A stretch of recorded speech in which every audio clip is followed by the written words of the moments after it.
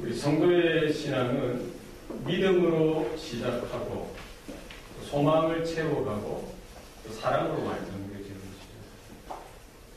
우리의 믿음의 삶이 단순히 예수 믿고 구원받고 천국 가는 단편적인 믿음이 아니라 의인은 믿음으로 말미암아 산다라고 했어요. 날마다 우리가 믿음으로 걸어가고 믿음으로 이렇게 생각하고 헌신하고 결단해서 변화되어지는 삶, 우리 가운데 날마다 주님을 닮아가는 삶, 거룩해져가는 삶이 우리 가운데 생겨나는 것입니다. 날마다 우리는 믿음 가운데 서서 하나님의 나라를 소망하고 하나님의 나라와 통치, 다스리심을 날마다 기대하는 이와 같은 살아있는 소망 가운데 있어야 하는 것이지요. 우리는 믿음의 눈으로 하나님이 살아계실 뿐만 아니라 그 하나님께서 우리의 삶 가운데 날마다 말씀하시고 다가오시고 개입하시고 간섭하셔서 하나님의 풍성한 사랑과 은혜와 긍휼을 허락하신다는 그 사실을 우리는 깨달아야 합니다. 그래서 우리의 믿음의 삶은 하나님을 날마다 더 사랑해가는 것, 하나님의 그 은혜를, 그 긍휼하심을 더 깨달아가는 것, 그 사랑을 받아서 그 은혜로 나에게 허락하신 형제들, 자매들, 또 불신 영혼들까지, 아니 원수까지도 사랑으로 품을 수 있는 이와 같은 우리의 삶이 있어야 될 줄로 믿습니다. 목회가 힘든 것은 다른 데 있지 않습니다. 예수님처럼 사랑하지 못한다는 데 있습니다. 성도들 하나하나를 내 가슴에 품고 정말 그들을 이해하고 정말 예수님이 하나님 나를 긍휼히 여겨주셨던 것처럼 내 가슴에 품고 정말 사랑하고 섬겨야 되는데 그렇지 못한다는 거예요. 왜 그렇습니까? 내 안에 내 중심적이고 내 자아가 늘어져 살아있다는 거예요. 교만된 모습들이 있다는 것입니다. 여러분 목회자가 바로 설 수 있도록 여러분이 기도해 주시기 바랍니다. 예수님을 닮아서 선한 목자처럼 성도 하나하나를 품고 사랑하고 섬길 수 있는 목회자가 될 수 있도록 여러분 성도들이 기도하고 축복을 해주셔야 돼요. 우리가 신앙생활이 왜 어렵습니까? 사랑하지 못한다는 거예요. 하나님만 사랑해야 되는데 하나님의 은혜만을 간절히 구하고 그 영광 가운데 나아가야 되는데 우리는 뭐예요? 세상을 더 사랑하는 마음들이 있어요. 더 성공하고 싶고 더 잘 나가고 싶고 더 잘 되고 싶은 세상의 그런 것들에 우리의 마음이 빼앗긴다는 겁니다. 교회 오면 하나님이 생각하죠. 세상에서는 세상의 논리대로 그냥 세상 사람들과 같이 변함없이 이렇게 사는 것. 성도들을 사랑해야 되는데 형제와 자매들을 가슴에 품고 그들의 아픔과 외로움을 나의가 아픔과 외로움처럼 느껴야 되는데 그런 사랑이 우리 가운데 메말라 가니까 신앙생활이 힘든 거예요. 날마다 하나님의 사랑, 하나님의 은혜가 우리 가운데 흘러올 수 있기를 소원합니다. 아멘. 우리의 믿음, 우리 안에 있는 소망, 이 사랑, 이것은 항상 있을 것인데 그 중에 제일은 사랑입니다. 사랑하는 교회 되시기 바랍니다. 네. 사랑하는 성도가 되시기 바랍니다. 네. 여러분 남편을 사랑하시고 아내를 사랑하시고 자녀를 사랑하시고 부모님을 사랑하셔야 됩니다. 하나님을 더 크게 사랑할 뿐만 아니라 내 성도, 내 교회, 내 이웃들, 우리의 불신 영혼들, 원수까지도 사랑할 수 있는 은혜가 우리 가운데 있기를 소원합니다. 신앙의 인격, 이런 사랑, 이런 믿음, 이런 소망이 우리 안에 늘 언제나 역동하고 역사할 때 우리 안에 신앙의 인격이 조금씩 자라나는 것이죠. 한꺼번에 이렇게 뻥튀기 하듯이 자라나는 법이 없습니다. 매일의 삶 가운데 하나님의 말씀 앞에서 그 부르심 앞에 늘 언제나 갈등하고 연민하고 몸부림치는 영적인 싸움이 내 안에서 일어나는 것입니다. 이럴 때 신앙의 이 인격이 조금씩 자라나고 모습이 하나둘 보여지게 되어지는 것이죠. 우리의 신앙의 인격을 이루는 것은 지정의, 지적인 부분이 있다는 거예요. 우리 믿음 생활, 소망과 사랑, 이와 같은 이 삶을 통해서 우리는 하나님을 알아가는 거예요. 하나님에 대한 진리, 그 말씀을 통해서 뿐만 아니라 날마다 하나님을 경험하는, 하나님의 은혜를 체험하는 삶을 통해서 하나님을 알아가는 삶을 통해서 우리는 우리의 신앙인격이 자라나는 줄로 믿습니다. 날마다 우리는 하나님의 성품, 하나님의 거룩하심, 하나님의 뜻, 하나님의 하나님 되심을 우리는 알아가야 할 것입니다. 하나님을 아는 것만큼 우리의 신앙의 인격이 날마다 조금씩 성장하게 되어 있습니다. 그리고 정적인 부분이 있습니다. 우리는 하나님의 은혜와 긍휼과 그 사랑을 늘 언제나 깨달을 수 있어야 돼요. 하나님의 은혜가 그 긍휼하심이 날마다 내 삶 가운데, 우리 교회 가운데, 가정 가운데 흘러가야 합니다. 물이 흘러가야 되는 것이죠. 물이 정지되어지고 고여지면 썩게 되어져 있습니다. 하나님의 은혜가 내 마음, 내 신령 가운데 늘 언제나 다가오고 깨달아지고 느껴져야 되는데, 하나님의 사랑과 그 긍휼하심을 내 신령 가운데 늘 언제나 깨달아지고 감격되어지고 감사가 이렇게 흘러나와야 되는데, 어느 순간 이 은혜가 막히고 이 하나님의 긍휼하심이 느껴지지 못하고 이렇게 막혀버리면은 그때 우리 신앙생활에 기쁨도 사라지고요, 감사도 사라지고 참된 만족도 사라지게 되더라는 것입니다. 우리 날마다 그 하나님의 그 은혜의 강수가, 은혜의 물줄기가 끊임없이 우리의 신령 가운데, 우리 가정과 교회 가운데 흘러올 수 있기를 우리 기도해야 합니다. 그것이 차고 넘쳐서 샘솟는 이 은혜, 이것이 내 가정의 울타리를 넘고 우리 교회의 울타리를 넘어서 우리 이웃들에게, 믿지 않는 자들에게까지 흘러가는 일들이 날마다 일어나야 할 줄로 믿습니다. 이 신앙인격의 어의, 이건 실천적인 부분이에요. 우리는 하나님의 말씀을 들을 때마다 깨달아야 됩니다. 무엇을 깨닫습니까? 내가 하나님 앞에 죄인이구나. 내가 하나님 그 영화로운 그 임재 가운데, 그 말씀, 진리 가운데 섰을 때에 내 죄가 깨달아지고 내가 회개하고 돌이켜서 하나님 앞에 다시 한 번 더 헌신하고 결단하고 하나님의 말씀을 쫓아서 살아가는 삶으로, 순종하는 삶으로 날마다 변화를 이루어가야 한다는 것이죠. 우리 신앙의 인격이 한순간에 변화를 갖는 법은 없습니다. 한순간에 이렇게 일치월장 이렇게 되는 거 없어요. 하루하루 시간 우리는 그 하나님의 말씀을 붙들고 그 은혜를 사모하고 성령의 인치심과 도우심으로 말미암아 늘 언제나 우리 마음을 드리고 우리의 목숨까지, 생명까지, 뜻까지 주님 앞에 드려서 그 믿음의 부르심 앞에, 그 소망 가운데, 사랑 가운데 서려고 날마다 은혜 가운데 몸부림치며 서야 할 줄로 믿습니다.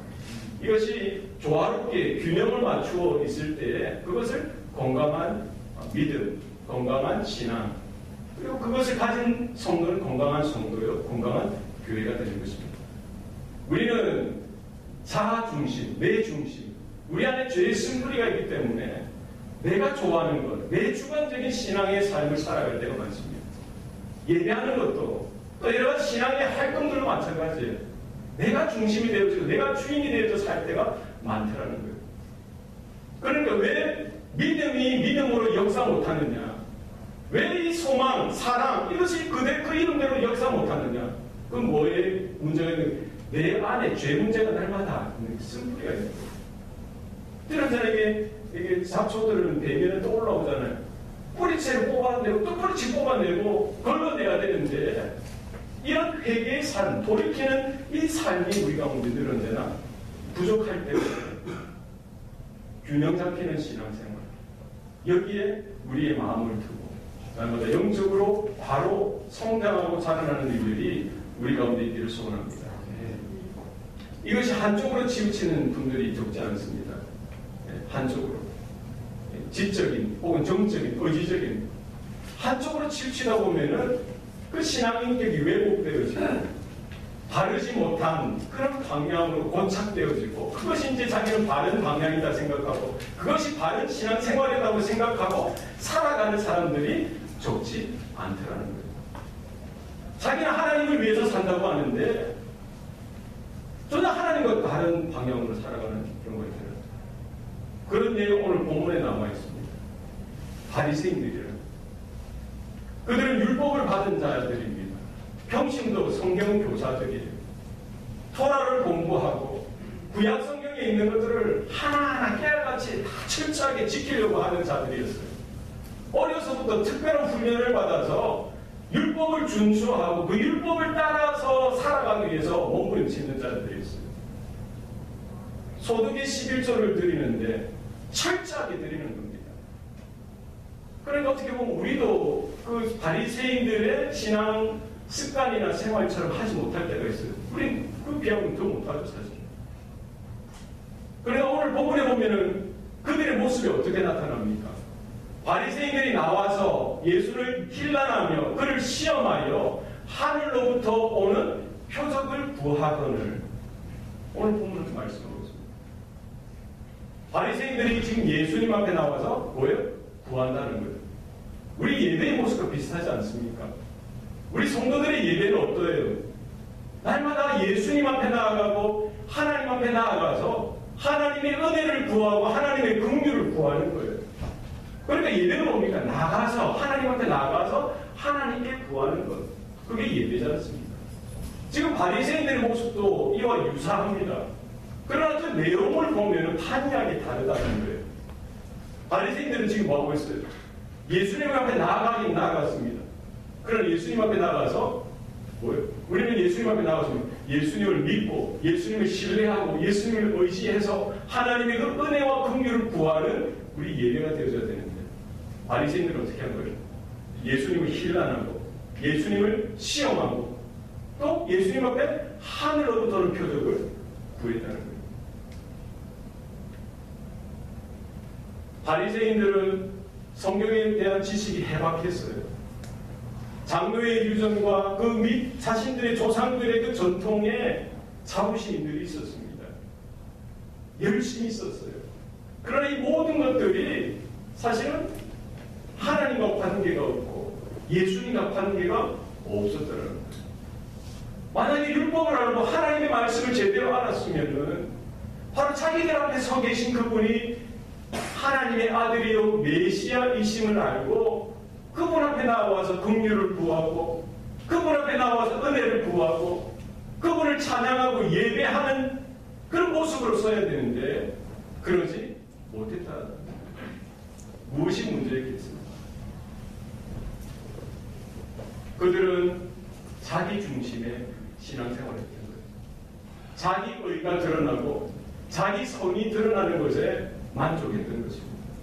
하나님의 나라와 하나님의 의를 구하는 신앙생활이 아니라 하나님 중심적인 신앙생활이 아니라 자기 중심, 자기 의를 구하는 거예요.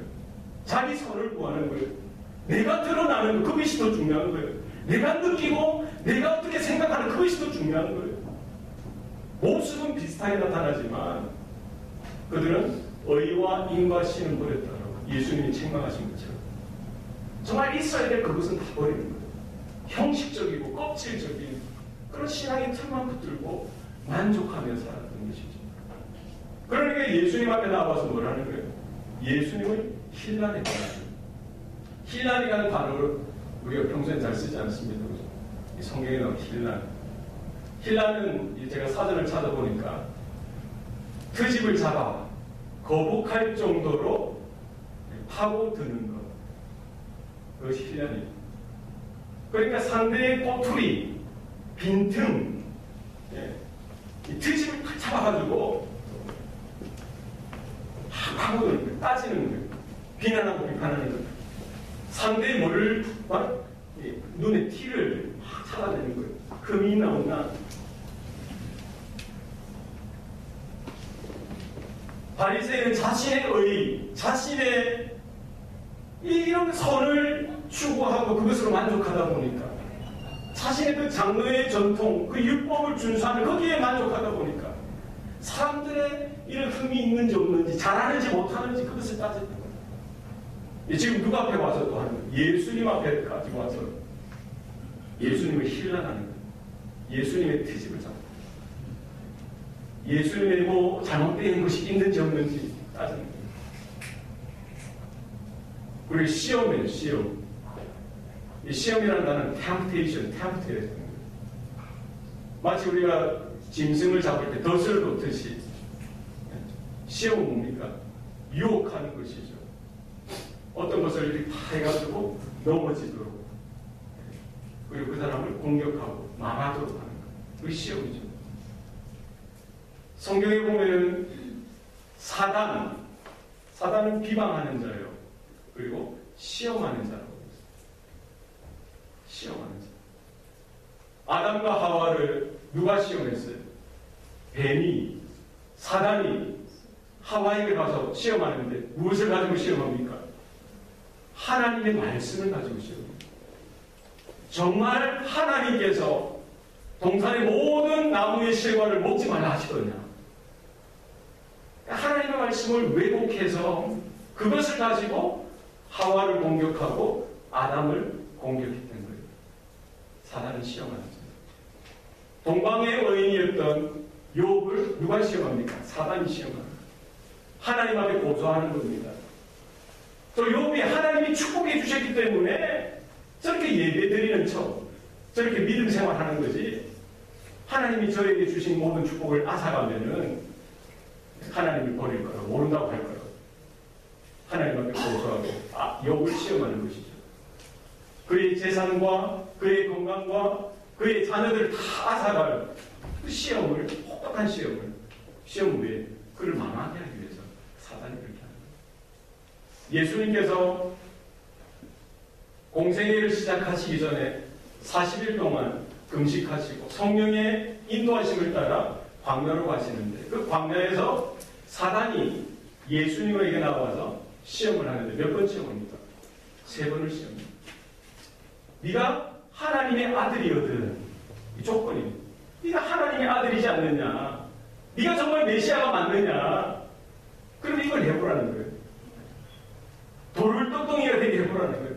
높은 곳에서 한번 떨어져 보라는 거예요. 그리고 세상의 영광을 보여주고 나에게 절을 해보라는 거예요. 내가 다 주겠다는 거예요. 시험하는 거예요. 누가 시험하는 거예요? 사단이 시험. 지금 예수님 앞에 또 누가 시험하고 있어요? 바리새인들이 지금 예수님 앞에 나와서 예수님을 시험하는 거예요.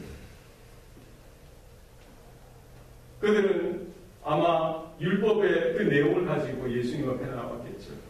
그 장로의 전통과 유전을 가지고 예수님 앞에 나왔을 거예요. 자신들이 지금까지 행했던 종교적인 열심과 습관을 가지고 예수님 앞에 나와서 예수님을 시험하는 거예요. 바리새인들은 지금 사단의 앞잡이로서, 사단의 도구로서 쓰임받고 있는 것이죠. 얼마나 불행하고 얼마나 불쌍합니까? 우리가 날마다 말씀을 듣고 하나님의 은혜 가운데 하나님께서 깨닫게 하시고 날마다 회개하고 돌이켜서 하나님의 뜻 가운데 순종하며 하나님의 은혜 가운데 붙들게 하나님께 쓰임받는 저와 여러분의 인생이 되시길 바랍니다. 사단은 호시탐탐 노리는 겁니다. 교회를 흔들고 성도들의 마음을 흩어지게 하고 목회자들을 공격하고 도구로 쓰기 위해서 우리 하나님께만 매여있고 진리 가운데만 매여있고 쓰임받는 저와 여러분 되시길 소원합니다. 지금 바리새인들이 예수님께 뭐를 구하는 거예요? 하늘로부터 오는 표적을 구하는 거예요. 마치 광야에서 예수님을 시험했던 그 사단처럼 지금 바리새인들도 예수님께 표적을 구하는 거예요. 그러면 표적을 보여달라는 거예요. 하늘로부터 오는 표적을 보여달라는 거예요. 여러분, 표적이 뭡니까? 기적이죠, 기적. 이사, 기적. 영어로 miraculous sign. 이 표적, 기적은 뭡니까? 하나님께서 그 역사 가운데 개입하시고 간섭하셔서 하나님께서 이루시는 그 놀라운 일들입니다. 그러니까 우리 이성이나 우리 논리나 이런 자연 원리를 초월해서 생겨나는 하나님의 개입하신 역사, 그것이 표적이고 이사. 그런데 표적 자체를 구하는 것, 그것은 바른 신앙이 아니라는 거예요. 표적 자체를 구하는 것. 표적 자체의 큰 의미가 뭡니까? 바로 표적은 사인, 표시하는 겁니다. 뭐를 표시합니까? 하나님의 하나님 되심을 나타내는 것이죠. 구약의 그 여러 많은 표적들이 나타내는 것은 무엇입니까? 바로 여호와 하나님께서 살아계시다는 거예요.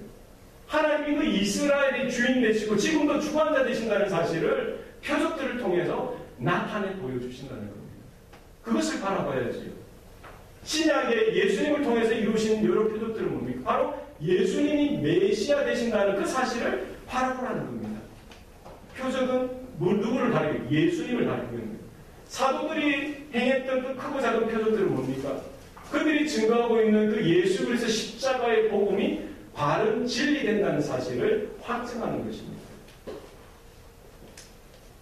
지금 바리새인들은 믿음을 얻기 위해서 정말 그들이 믿고 싶어서 표적을 구하는 것이 아니라 뭐 하기 위해서 표적을 구하는 겁니까? 예수님을 힐난하고 예수님을 시험하기 위해서 표적을 구하는 거예요. 자신들이 그냥 흥분하고 자신들의 눈에 보이는 것, 자신들이 느끼는 것, 그것이 더 좋아서 그것을 더 추구하기 위해서 표적을 구하는 것이죠. 우리가 중요한 것은 표적이나 기적 자체가 우리의 믿음으로 이끌어가지 않는다는 거예요. 표적, 기적이 믿음을 생겨나게 하는 것이 아니라는 거예요. 우리 애굽의 바로 왕이 모세를 향해서 뭐를 구했습니까? 표적을 구했어요. 정말 여호와 하나님이 살아계신 거 맞냐? 그가 너를 보낸 거 맞냐? 뭔가 보여달라는 거예요. 모세가 무엇을 던졌습니까? 지팡이를 던지자 뱀이 되었어요. 그래도 안 믿는 거예요. 손을 품에 넣었다가 빼니까 문둥병으로, 다시 또 넣었다가 빼니까 온전하게 되었어요. 그래도 믿지 않는 거예요. 하나님께서 애굽 땅에 뭐를 주셨어요? 10가지 재앙을 주셨어요. 모세로 하여금 나일강 하수에 지팡이를 대게 하니 나일강뿐만 아니라 모든 하수, 모든 물이 한순간에 피로 변했어요. 그 표적, 그 재앙이 뭐 표적이죠. 기적이죠. 하나님이 행하시는 기적이지 않습니까? 그것을 본 애굽 그 왕 바로는 어떻게 했어요? 하나님 믿었습니까? 믿지 않았어요. 그냥 하룻밤, 그냥 한 발, 두 발 물러섰다가 그 문제가 해결되어지니까 더 마음이 강팍해지고 완악해지는 거예요. 개구리 재앙, 이 재앙, 파리, 악질, 독종, 우박, 메뚜기, 흑암, 그리고 마지막 재앙 뭐예요? 장자의 죽음까지. 매 재앙마다 바로는 움찔움찔했죠. 정말 두려웠죠. 정말 근심을 했죠. 정말 어떻게 하나 당황을 했죠. 그러나 그것으로 봐요. 하나님을 믿고 하나님을 바라는 그 자리로 나와야 되는데 그것이 안 나타나는 거예요. 장자가 죽었어요. 자기 아들도 죽었고 모든 애굽 땅의 가족마다 그 첫 번째 낳았던 장자는 다 죽임을 당하고 동물들까지도 다 첫 번 태생들은 다 죽임을 당했어요. 그래서야 이스라엘 백성들을 다 풀어주는데 또 바로 마음이 바뀌는 거예요. 어떻게 합니까? 마병과 병거들을 보내서 그 이스라엘 민족을 잡아라 오라는 거예요. 결국 어떻게 되죠? 홍해까지 따라 들어가다가 결국 수장되어 죽게 되어지죠. 이스라엘 백성들은 어떻습니까? 애굽 땅에서 분명히 그들도 바로가 보았던, 애굽 사람들이 바라보았던 그 하나님의 재앙들, 그 표적들을 바라보았습니다. 그들이 홍해가 갈라지고 마르다가 같이 되어진 그곳을 건넜어요. 그리고 광야로 접어든 지 3일 만에 뭐를 합니까? 하나님 앞에 불평하고 불만을 쏟아놓는 거예요. 모세를 비난하고 하나님을 향해서 원망하는 겁니다. 목말라 죽겠다는 거예요. 배고파 죽겠다는 거예요. 고기 먹고 죽어 죽겠다는 거예요. 왜 잘 사는 우리를 이렇게 애굽 땅에서 건져내서 이끌어내서 이 광야에서 괴롭히느냐는 거예요. 애굽 땅에 매장지가 없어서 우리가 묻힐 데가 없어서 이 광야로 우리를 이렇게 끌고 나왔냐 그러고 지금 누가 원망하고 이렇게 아우성입니다. 이스라엘 백성들이 그렇게 합니다. 우리가 기억해야 될 것은 표적은, 기적은 결코 믿음으로 인도하지 못한다는 거예요. 여러분, 우리 안에 하나님의 진리, 예수 그리스도 십자가의 복음이 분명하게 서 있기를 소원합니다. 표적, 기적을 추구하는 그 신앙생활은 건강하지도 못하고 바르지도 못하고 복음 중심의 삶, 말씀 중심의 삶, 하나님 중심의 삶, 교회 중심의 삶이 우리 가운데 있어야 할 줄로 믿습니다. 예수님께서 그런 바리새인들을 바라보시면서 뭐라고 하세요? 마음속으로 깊이 탄식하셨어요. 그 바리새인들의 모습을 보면서 예수님의 마음은 깊은 한숨이요, 안타까움이요, 탄식이 깊은 곳에서 이렇게 흘러나오는 거예요. 그들의 영적인 무지와 영적인 교만과 불신앙을 바라보면서 왜 저들은 하나님의 말씀을 맡은 자이고 율법을 공부하고 하나님의 언약을 먼저 받은 자들인데도 그것을 깨닫지 못하고 오히려 예수님 앞에 나와서 오만방자 무례하게 예수님을 힐난하고 시험하려고 하고 트집 잡고 예수님을 공격하는 그들의 모습을 보면서 예수님은 깊이 탄식하셨어요. 그들이 불신앙 가운데 회개하지 아니하고 돌이키지 아니하고 장차 임할 하나님의 진노 가운데 심판받게 되어질 저들의 모습을 바라보시면서 예수님은 깊이 한숨 쉬시고 탄식하셨다는 것이죠. 예수님께서 보시고 이렇게 근심하시고 걱정하시고 탄식하는 인생들이 있습니다. 예수님이 보시고 마음으로 기뻐하시고 감탄하는 인생이 있을 거예요.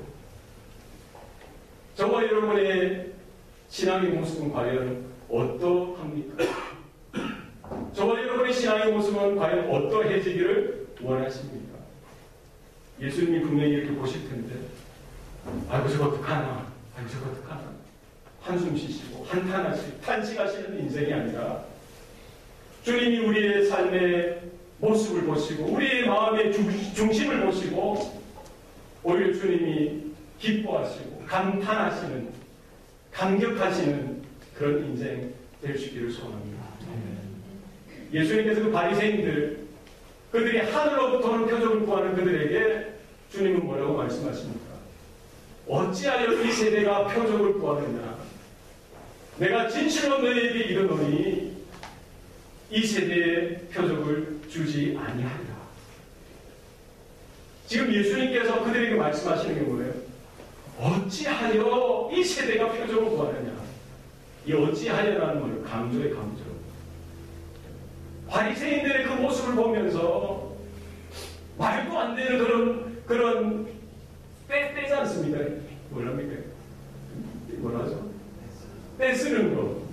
말도 안 되는 떼를 마치 어린아이처럼 엄마가 분명히 아빠가 분명히 이야기했는데 그걸 들으려고 하지도 않고 받아들이려고 하지 않고 마음대로 떼쓰는 거예요. 예수님께서 그들 보고 어찌하여 이 세대가 표적을 구하느냐? 내가 얼마나 더 많은 표적을 보여주어야 되겠느냐는 거예요. 예수님께서 눈먼 자의 눈을 열어주시고 기먹은 자의 귀를 열어주시고 말 못하는 자가 말하게 하시고 안진뱅이가 일어나게 하시고 중풍병자나 문둥병자를 고치시고 죽은 자까지 살아나도록 주님께서 크고 작은 표적을 보여주셨죠. 오병이어로 5,000명을 한순간에 먹여주셨어요. 얼마 전에 700여로 4,000명을 먹이셨어요. 예수님의 마음은 뭐예요? 얼마나 더 많은 표적을 내가 너희들에게 보여줘야 되냐는 거예요. 지금 바리새인들은 믿지 않기로 작정했기 때문에 그들의 자기 중심의 신앙 생활을 버리지 못하기 때문에 그 표적이 그들에게 전혀 상관이 없다는 거예요. 그 바리새인들, 그 이스라엘, 그 세대, 오늘날 이 세대 표적을 구하는 것이죠.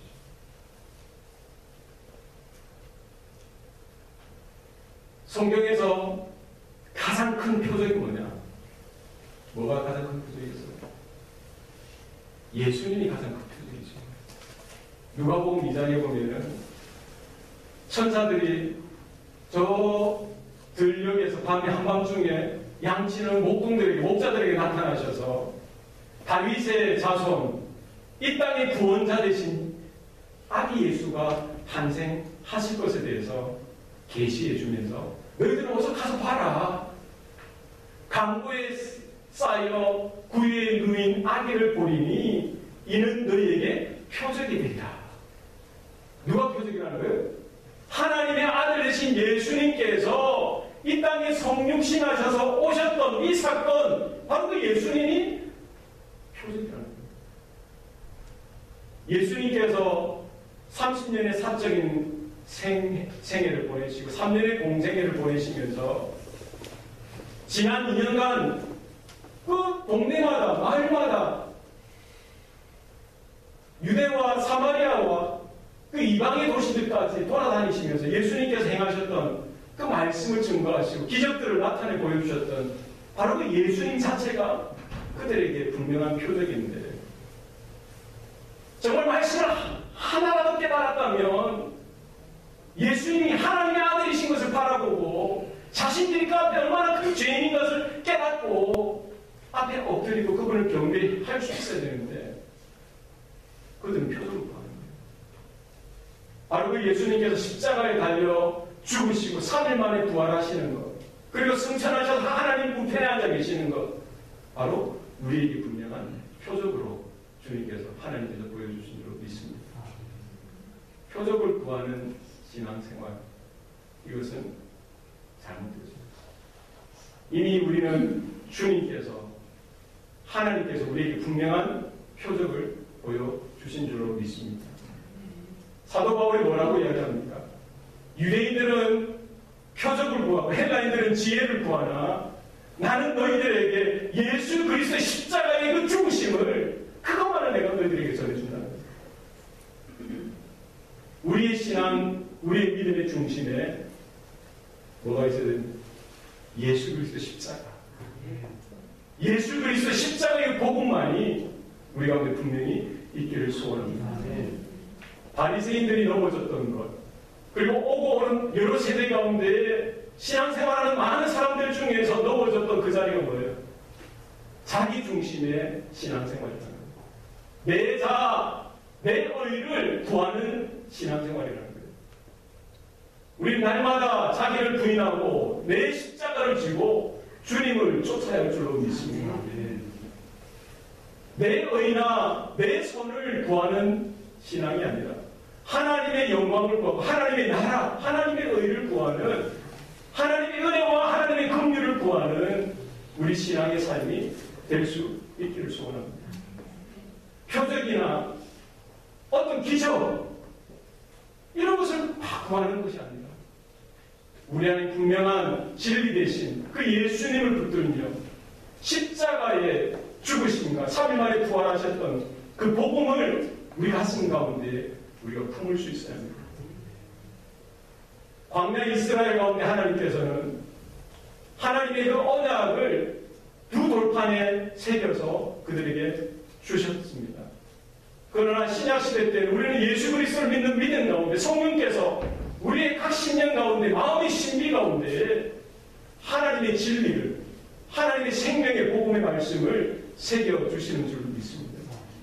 이것을 우리는 온유함으로, 겸손함으로 날마다 받아서 이제 내 뜻이나 내 고집이나 세상의 논리가 아니라 하나님의 뜻을 구하고 하나님이 선하시고 기뻐하시고 온전하신 그 뜻을 분별하여서 날마다 순종하고 하나님의 그 진리 가운데, 은혜 가운데, 긍휼하신 가운데 거하기를 기뻐하는 저와 여러분의 삶이 될 수 있기를 소원합니다.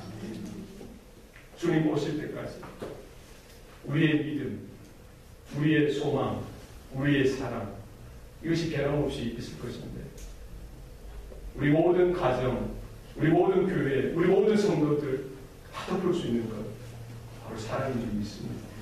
하나님 나에게 필요한 것, 하나님 사랑을 부어주세요. 하나님 은혜 주세요. 하나님 긍휼히 여겨주세요. 이런 은혜 충만, 성령 충만, 말씀 충만한 우리 성도들의 모든 삶이 될 수 있기를 축복합니다. 기도하시겠습니다. 사랑이신 아버지 하나님, 오늘도 우리에게 생명 주시고 또 구원의 진리 가운데 거하게 하신 것 감사합니다. 주님께서 이 땅에 성육신하셔서 오셨던 바로 그 예수 그리스도가 우리 유일한 표적인 줄로 믿습니다. 십자가에서 온갖 물과 피를 다 쏟으시고 단번에 영원한 속죄제물, 화목제물이 되어주시사 우리가 하나님 보좌 앞으로 하나님 나라로 나아갈 수 있는 길이 되어주시고 진리가 되어주시고 생명이 되어주셨다는 사실을 우리 가슴 깊이 새기게 하시고 간직하며 우리가 그 복음 중심의 삶을 살아드릴 수 있도록 축복하여 주시옵소서. 이제 내 자아 중심적인 자기 중심적인 신앙생활을 접게 하시고 하나님 중심, 말씀 중심, 교회 중심의 삶이 되게 하여 주옵소서. 날마다 하나님의 은혜와 긍휼하심 가운데 우리가 서게 하여 주셔서 우리가 그 말씀을 쫓아서 세상을 축복하며 중보하며 우리가 선교를 감당하며 영혼 구원하는 이 사역을 참되게 감당하는 주의 몸된 교회로 거듭나도록 축복하여 주옵소서. 감사드리고 예수님 이름으로 기도합니다.